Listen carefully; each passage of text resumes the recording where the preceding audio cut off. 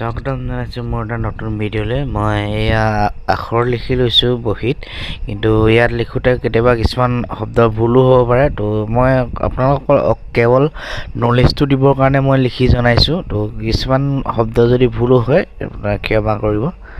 তো এতিয়া বৰ্তমান মই যিখিনি ইয়াত প্ৰশ্ন লিখিছোঁ এই প্ৰশ্নখিনি নদী বান্ধৰ ভাৰতৰ যিখিনি মুখ্য নদী বান্ধ আছে এই নদী বান্ধখিনি আপোনাৰ প্ৰতিটো এক্সামতে অহা দেখা যায়। তো এই নদী বান্ধখিনি যদি আপুনি জানি লয়, তো নদী বান্ধৰ সম্পৰ্কে যিখিনি প্ৰশ্ন আহিব সেই প্ৰশ্নখিনি আপুনি অতি সোনকালে পাৰিব।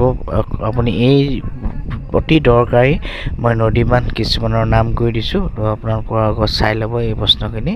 ভাৰতৰ আটাইতকৈ ওখ নদী বান্ধটোৰ নাম কি? ভাৰতৰ আটাইতকৈ ওখ নদী বান্ধটো হৈছে তিহাৰী বান্ধ। ভগীৰথী নদী আৰু ভিলগনা নদী 260.5 মিটাৰ ওখ উত্তৰাখণ্ড জিলাত আছে।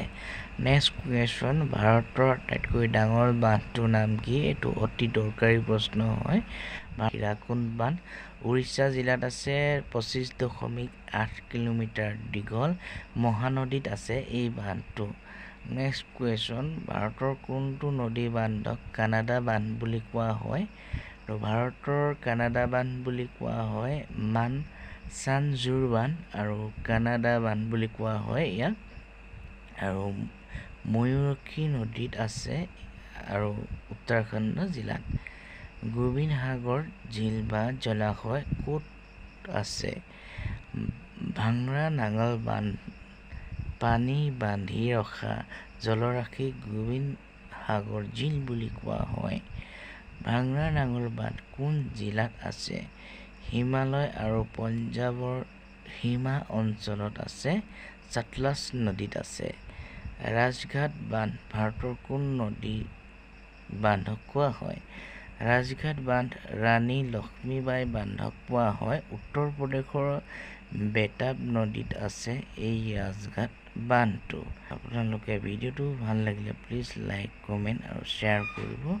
নেক্সট কুৱেশ্যন হৈছে ৰঞ্জিত সাগৰ বান্ধ কাক কোৱা হয়? ৰঞ্জিত সাগৰ বান্ধ হৈছে থিন বান্ধ পঞ্জাৱ আৰু জম্মু কাশ্মীৰৰ সীমাত থকা ৰবি নদীত আছে এই ৰঞ্জিত সাগৰ বান্ধ বা থিন বান্ধ।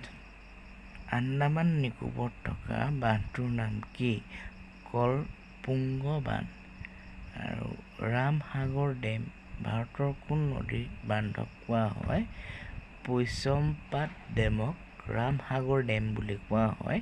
তেলেংগানা জিলাত পদ্মা নদীৰ ওপৰত আছে। গোবিন্দ বল্লভ সাগৰ বান্ধ কোনটো বান্ধক কোৱা হয়? ৰিহান্দ বান্ধক কোৱা হয় গোবিন্দ বল্লভ সাগৰ বান্ধ। আৰু ৰিহন্দ নদীত আছে উত্তৰ প্ৰদেশত জিলাত।